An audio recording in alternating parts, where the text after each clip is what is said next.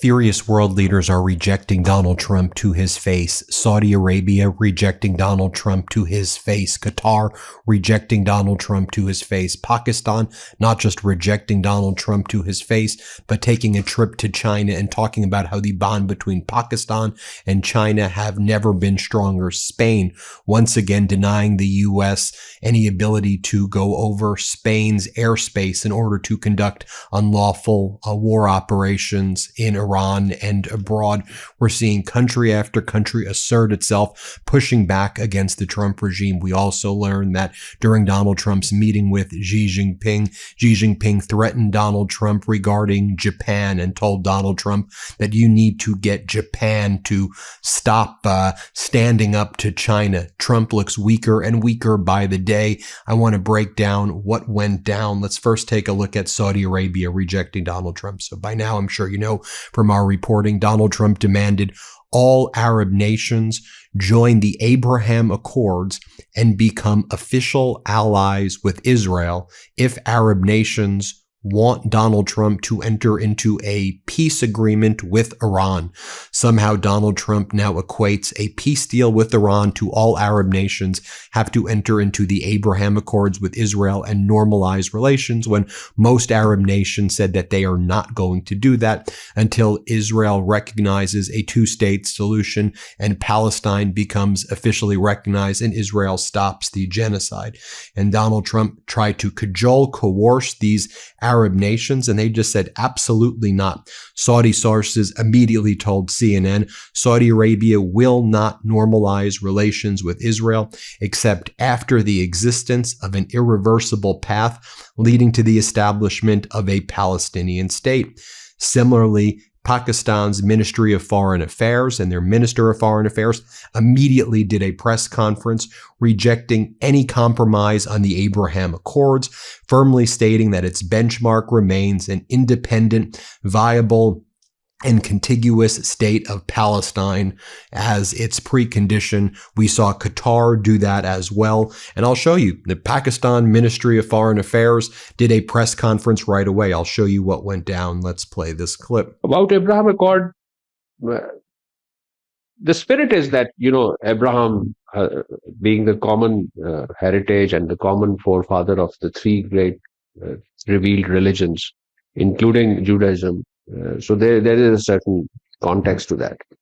Our position with respect to it is that there are certain benchmarks that have to be achieved for this purpose for Pakistan, and that is a viable, contiguous state of Palestine with Al-Quds al-Sharif, Jerusalem as its capital, and then see how this state has relationship with other countries, potentially with Israel. So our benchmark is that, and we are not aware. I mean, we are not concerned about who does not join the Abraham Accord. We view it in a very legal sense of the state of Palestine that we aspire and we support, and the contours of that state I have stated now and in my previous statement. Qatar also rejected Donald Trump to his face, and the advisor to the Prime Minister of Qatar, the advisor's name is Dr. Mahid Al-Ansari, also posted that he believes there's a lot of false information being spread by the Trump regime and Trump regime allies to try to undermine peace negotiations with Iran. Dr. Majid wrote the following: reports suggesting that Qatar offered $12 billion to Iran to secure a deal between the United States and Iran are simply not true and are being circulated by parties attempting to sabotage the deal and undermine ongoing diplomatic efforts towards regional de-escalation and stability. Qatar's diplomatic role and coordination with regional partners is well established and publicly documented, and such narratives are nothing more than a desperate attempt to tarnish Qatar's reputation as a trusted international peace facilitator. So Foreign Minister Aragchi, MB Ghalibaf, some of Iran's top negotiators, Ghalibaf's the parliament leader, and others were meeting with Qatar, some in Qatar directly, to talk through this potential peace deal with the United States. At the same time, the U.S. ended up bombing Iran by the Strait of Hormuz last night, which I think undermined a lot of those discussions. And then Donald Trump made the Abraham Accords for Arab nations some sort of mandatory precondition. And then there were these rumors spreading that Qatar was going to give a $12 billion loan to Iran in order to facilitate the payment that Iran said that was previously promised by the Trump regime of somewhere between $12 and $25 billion. And Qatar's like, we didn't promise that. Trump said that he was going to do it. Anybody suggesting that we are going to step in the shoes of the Trump regime and pay is lying, because they're trying to undermine these mediated discussions right here. It should be noted as well that Lindsey Graham and Trump sycophants were posting things like this. If in fact, as a result of these negotiations to end the Iranian conflict, our Arab and Muslim allies in the region agreed to join the Abraham Accords, it would make this agreement one of the most consequential in the history of the Middle East. Saudi Arabia, Qatar, and Pakistan joining the Abraham Accords would be beyond transformative for the region and world. It is a brilliant move by President Trump. No, Lindsey Graham, it is an idiotic move. It is dumb. Doesn't recognize any of the history of the Middle East, and it's not happening. There's less than a 0% chance of that happening. So stop defrauding the American people. Stop the constant lies. Stop the constant gaslighting. Enough is enough. Meanwhile, you have some top kind of Saudi social media voices like Abdul Salam Salaha said the following: to Senator Lindsey Graham, a message from the heart of Riyadh. Read this carefully, for what you are about to hear is not flowery diplomatic statements, but the truth from the capital of decision-making that is leading the world towards a just peace. Firstly, the Kingdom of Saudi Arabia does not need lessons in boldness from anyone. Remember, on May 22nd, 2026, Riyadh launched its historic international coalition for a two-state solution initiative, bringing together 165 nations from across the globe to endorse, recognize, and support it. This is our international standing. This is our boldness, which needs no endorsement from you, Lindsey Graham. Secondly, the entire world holds the kingdom in the highest regards and esteem.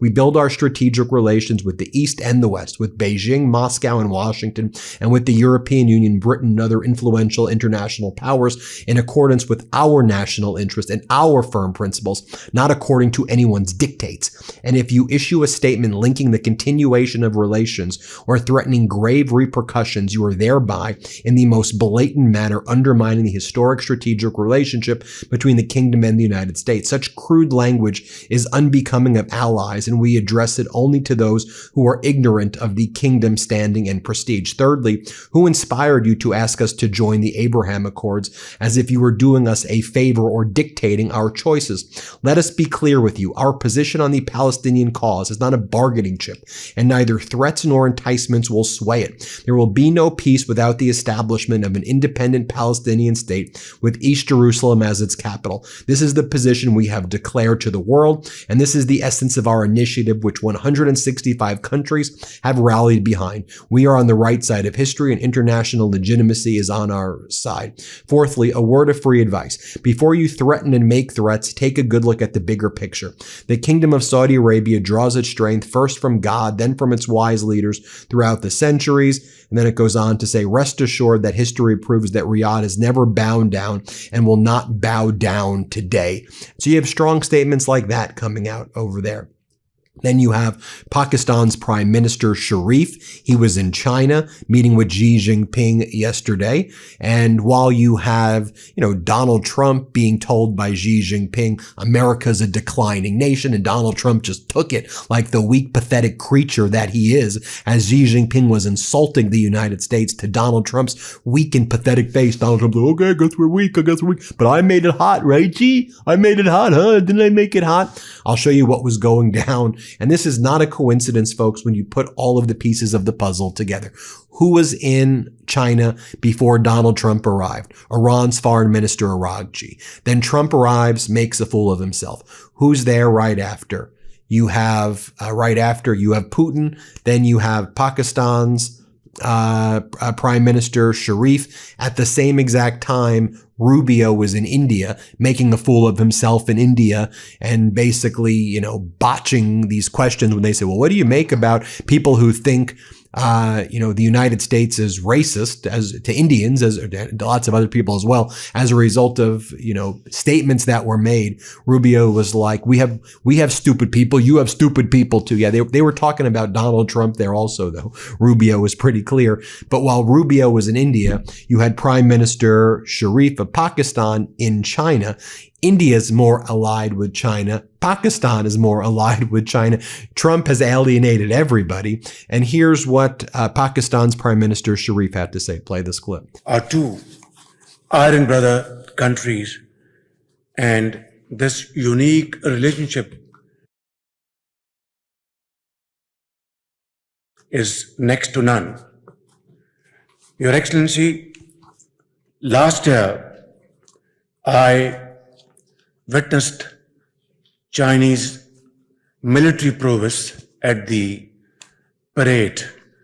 I was invited there, and that showed the world that under your dynamic leadership, China is not only a world-class economic power, it is also a military power meant for progress and peace in the world. And here's how China's President Xi Jinping reciprocated, talking about the level of trust and support, an unbreakable tradition of friendship between China and Pakistan. Words that Xi Jinping didn't even come close to saying, which just think about the optics here. And not just the optics, the conduct. Xi Jinping told Donald Trump, you are a weak, declining nation. And Trump's like, yes. With Pakistan, Xi Jinping is saying that we have an unbreakable tradition and friendship.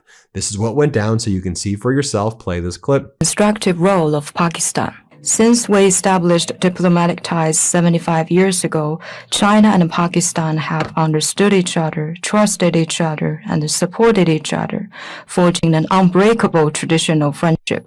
Our strategic mutual trust and practical cooperation have greatly contributed to our respective development. Despite international changes, China has always prioritized Pakistan relations in our neighborhood diplomacy. And then China's foreign ministry held a press conference yesterday talking about how there is only one China and how we urge all of these countries, whether it's Germany, the US, and others, to make sure you recognize that do not make any statements about Taiwan. Here, play this clip. There's but one China in the world. Taiwan is an inalienable part of China's territory. China firmly opposes countries having diplomatic relations with China to have any form of official interactions with China's Taiwan region. The One China principle is a widely acknowledged norm in international relations and an international consensus, and also serve as a political foundation for China-Germany relations. We urge the Germany side to uphold the One China principle, stop sending wrong signals to Taiwan independent separatist forces. Even Donald Trump's national security advisor, John Bolton, Trump's former national security advisor, John Bolton, is mocking Donald Trump. Here, play this clip. He thinks everybody wants to make a deal on just about anything. That's not what these people are into. And they can see that Trump is so palpably desperate to have a deal that he can declare to be a victory and that lowers prices of gasoline. And they're playing him on that. They're stretching him out. They're buying time. All of that works in their advantage. And you have Iran's foreign ministry spokesperson being asked, why don't you respond to all of the U.S. media reports and all of Donald Trump's social media posts? Watch what Iran's foreign ministry spokesperson had to say. Here, let's play this clip right here. Why you are not responding to the U.S. media reports? I believe we have more important works to do than responding to the U.S. president's posts or the other malicious media campaigns, including caricatures posted on the social platforms. We have works that are more important than responding to these trivial issues. We are working in order to arrive at the best solutions to maintain and safeguard the interest of our countries. At the same time, we are not responding to each and every comment. We are a cultured, educated, and developed people. At the same time, we respond to the enemy's aggression accordingly, as was the habit in the past. Now, as I noted at the outset of this video, we also learned that Xi Jinping was threatening Donald Trump as it relates to Japan. Xi Jinping sharply criticized Japan's military buildup during his summit with Trump in Beijing. Xi reportedly became unusually heated while accusing Japanese Prime Minister Takaishi of remilitarization and condemning Tokyo's rising defense spending. Trump responded that Japan needed stronger defenses because the threats of North Korea is what Financial Times is reporting. Sure. Also, you have Russia issuing warnings to the United States. Russia warned Marco Rubio to make sure you have all your diplomats leave Kyiv because Putin said that they were going to level Kyiv. Moscow said the attacks would target decision-making centers, did not specify when the attacks would begin. Notice that you had basically all of America's allies condemning Russia's recent attacks on Kyiv that have escalated, and except the United States. The United States has remained silent as Russia has attacked Kyiv. Doesn't that say so much? I mean, you have everyone from Prime Minister Carney to French President Emmanuel Macron to Keir Starmer to the EU Commission President Ursula von der Leyen, all of them showing solidarity with Zelensky, and Zelensky thanked them all, but Donald Trump remained utterly silent as Putin launched this latest round of ballistic missiles, Orishniks, and drone strikes on Kyiv, and now is telling Rubio, make sure you evacuate your personnel, and the Trump regime has remained silent, just complete and utterly pathetic in nature. Then you had the president of Finland, Alexander Stubb. He just gave a speech recently, I believe it was in Lithuania, and here's how he described the United States as not being a liberal democracy. Play this clip. Because, of course, the foreign policy of the United States, and they have defined it themselves, is not about preserving the liberal world order. It's quite the contrary. So I would probably take a piece and say, okay, the US is the leader of the West, but the Western Hemisphere, whereas the traditional global West, or the ones who want to preserve the liberal world order, multilateralism, rules and institutions. More from Stubb right here. Let's play it. And so I would like to see the United States defend the world order that it created 80 years ago. But I think it's quite safe to say that they're not doing it anymore. And the best way to explain it is two things which you find in the national security strategy of the US. One is ideological, and that's MAGA, so Make America Great Again. That means that the ideology is quite right-wing. It's anti-globalization, anti-international institutions, therefore, don't be in the ICC, say no to the Paris Climate Accords, etc., say no to the WHO, etc. It's also anti-EU. And in that sense, quite different. That's the ideological bit. And actually, ideologically, it should be isolationist, but it is quite interventionist, to be honest. Then the second part of it is policy, and that's America first.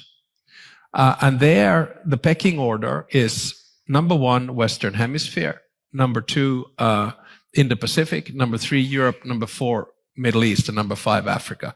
Now that has changed with Iran. And then finally, Professor Timothy Snyder, world-renowned professor in Yale. Here's how he describes America's diplomatic process as being no process at all. You can hear for yourself. Let's play this clip. You're giving them too much credit. We only have two negotiators, and those two negotiators are not diplomats. One of them is the president's son-in-law, and the other is the president's friend. Now, if you were looking at any country besides the United States and the entire diplomatic process was reduced to the president's son-in-law and the president's friend, you would probably say, that looks like it's incredibly corrupt. And you would also say, that looks like it could never work. And it can never work. It won't work with Ukraine. It won't work with Iran. In fact, it's already failed with both Ukraine and Iran. But the deeper problem is this. The United States can't help anyone to negotiate a war, the end of a war, unless the United States has a sense of its own interests. And the Trump administration doesn't operate on the basis of American interests. It operates on the basis of what's convenient for a few people around Mr. Trump. And finally, as I noted at the outset of this video, you have Spain continuing to force United States Air Force tankers to fly around its airspace as it continues to ban aircraft relating to the Iran war. As one individual noted, Europe spent decades following Washington into wars, sanctions, and coalitions. Now one NATO country finally says enough. Funny how allies are only called allies when they obey without question. Maybe the real panic in Washington is realizing Europe is getting tired of cleaning up American Middle East disasters. One other point I'll mention as well, Prime Minister Carney strongly condemning Israel for the treatment of those in the flotilla that were Gaza bound. And Prime Minister Carney has consistently called out Israel and Netanyahu for the genocide in Gaza. Prime Minister Carney said the following: "Today I spoke with President Herzog of Israel. I reiterated that the appalling treatment of civilians aboard the Gaza-bound flotilla was unacceptable and that respect for human dignity must be upheld everywhere and at all times. I underlined the imperative of de-escalation in the Middle East and the importance of a genuine resumption of dialogue among all parties. Progress toward peace and stability in the region must remain a clear and shared objective." By the way, that also comes as we saw Netanyahu talking yesterday about escalating attacks in Lebanon and in specifically in Beirut, but particularly throughout all of Lebanon. And apparently the Trump regime endorsing escalation by Netanyahu in Lebanon and the destruction therein under the pretext that they're going after Hezbollah. But we see that they're killing lots of medics and demolishing apartment complexes. And there are so many innocent people that are also being killed when they say, hey, we're just going after Hezbollah is what they say. But it's actually, we see a lot of other people being killed. Obviously, we've been covering that here on the MeidasTouch Network. And Iran has made it very clear that there is no peace deal unless there is security guarantees, not just in Iran, but in Lebanon for the Houthis, in Yemen, and for the Iranian militia groups in Iraq as well. So anyway, I want to tie together everything that's going on so you have a well-rounded understanding of international affairs. That's why we spend a lot of time on the MeidasTouch Network covering all of this. So hit subscribe, help us get to 7 million subscribers. We appreciate you watching. I know there's a lot of material here to cover, but I think you leave these videos more educated than seeing any content anywhere out there. And it's important that we put together all of these facts for you. And we do this together. Hit subscribe. Let's get to 7 million subscribers. Thanks for watching, everybody. Want to stay plugged in? Become a subscriber to our Substack at MeidasPlus.com. You'll get daily recaps from Ron Filipkowski, ad-free episodes of our podcast, and more exclusive content only available at MeidasPlus.com.